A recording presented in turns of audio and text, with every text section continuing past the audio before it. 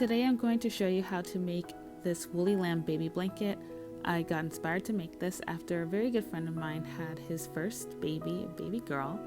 And this is a super easy pattern that can be finished in about 25 to 30 hours. So let's get started.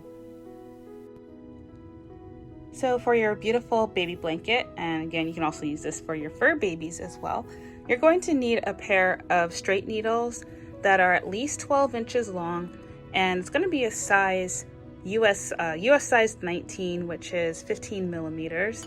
You're also going to need a Q size crochet hook. Well, actually it's optional. Optionally, you need a Q size crochet hook if you would like to reinforce the edges of your blanket with single crochet. Otherwise, you can leave your blanket as is when you're done knitting. And then you're also going to need at least 7 skeins of a super bulky number 6 yarn. Now for this blanket, I've already used up 2 skeins of the main color, which is the Woolies Woolies Thick and Quick from Lion Brand. And this one is in Seashell. And I think the color is just so pretty and it's super soft. Here I have the Buttercream Luxe Alpaca, and this one is the same size as the Woolies, and I picked this one mainly because the color matched the seashell blue woven into the yarn better than some of the other colors that Woolies had available. And then I have the Woolies in Rouge, which I'm going to sprinkle in just a little bit throughout the blanket. I don't want this to be too pink, but just a couple of stripes of pink here and there. I mainly intend to use the shell or seashell Woolies and the Buttercream in Sage. And the last thing you will need, or last 2 things that you'll need to finish this blanket, are of course your tapestry needle for weaving in ends and a pair of scissors just for snipping off the extra pieces of yarn. So let's continue what we got here. To begin your baby blanket, you're going to cast on 80 stitches, and afterwards for your first row you're going to knit 1 and purl 1 all the way to the end of the row, and then turn your work. And then what you're going to do is create what's called the seed or moss stitch, and in order to do that you would knit the purl stitches and purl the knit stitches. You may choose to do this in a solid color or switch it up with stripes, as I did. Now remember, when you are making this blanket, you're knitting in the seed stitch. That's how you get this really beautiful kind of like diagonal pattern going on here. And the whole point is to knit the purl stitches, which have this nice lump here, and you're going to purl the knit stitches, which have a bit of a V shape. So if you're ever confused about where you are in your project, just remember that the purl stitches are going to have this band going across, like this one here and this one here. And then your knit stitches are going to be missing that band and have more of a V shape, like this one here and this one over here. And so as you are knitting the purl stitches and purling the knit stitches, keep track of what your stitches look like on every single row so that you don't accidentally end up ribbing your knitting, or you don't accidentally turn your whole project into garter stitch. This can happen if you're not careful about what you're knitting and what you're purling. Also be sure that you are careful about not dropping any stitches. Count your stitches regularly to make sure you have 80 across. And then make sure, of course, as you're knitting that you don't have any drop stitches along your fabric.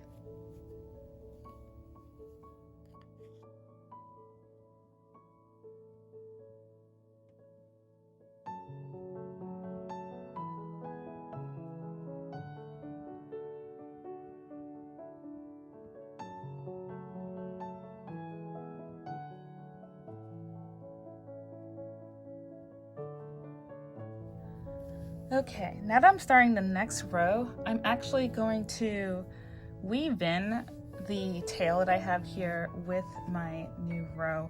It's a little technique I like to utilize if I'm trying to cut down on how much time it takes for me to weave in any ends. So I'm going to start off with a knit stitch because I've got purl over here. I'm going to continue that seed stitch. So we're going to go knit.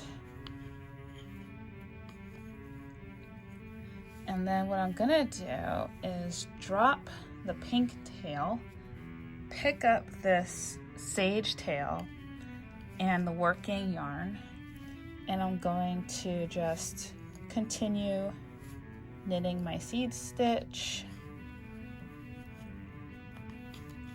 And what I'm doing is weaving in that tail with the stitch itself or with the working yarn. This is going to help me cut back on how much weaving I have to deal with when I'm done with the project, because weaving in ends is so annoying. That's honestly my least favorite part about knitting. It's weaving in all the little ends and sewing everything together because it takes so long. But it's worth it in the end. And there we go. We've woven in the blue tail right here. So if you notice, the blue is woven in with the pink, and when I go across again, I'm going to treat these as one stitch each. This way, by the time I am done, I've woven in additional ends and it's one less thing for me to do.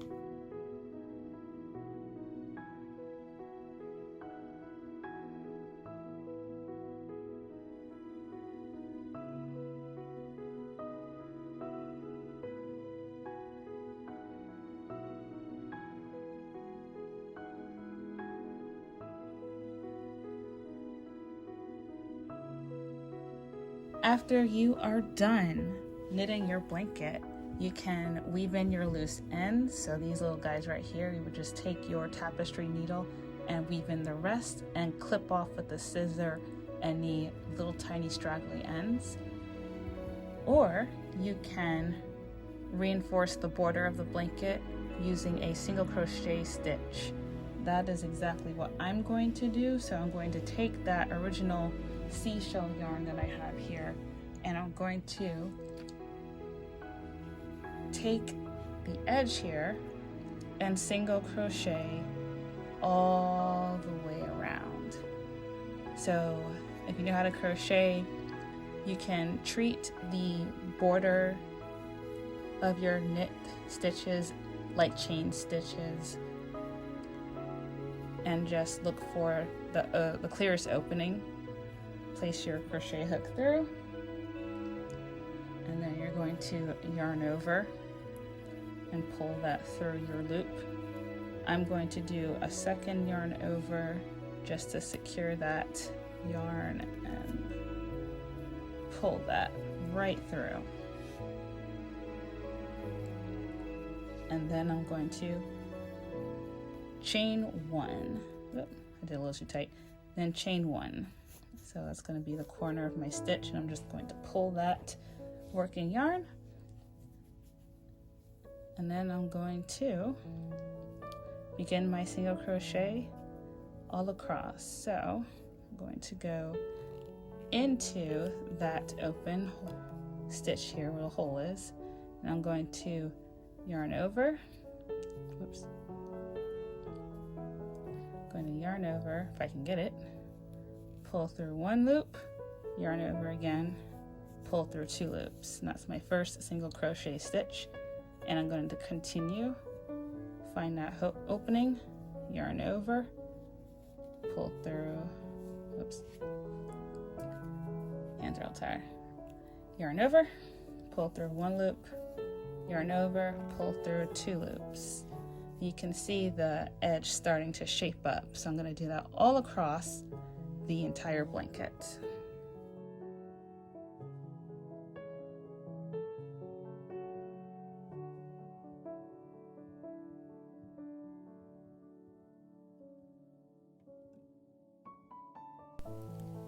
After you have finished your single crochet border, it is now time to weave in those loose ends. We are now finished with our baby blanket. How does it look now?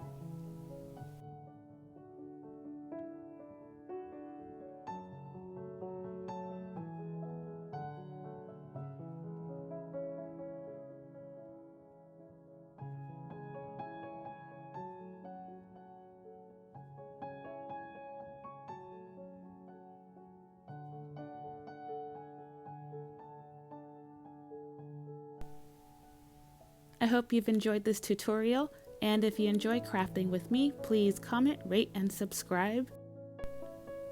To find the full pattern for the woolly lamb blanket, please visit homestylealchemy.com. Link is in the description box below.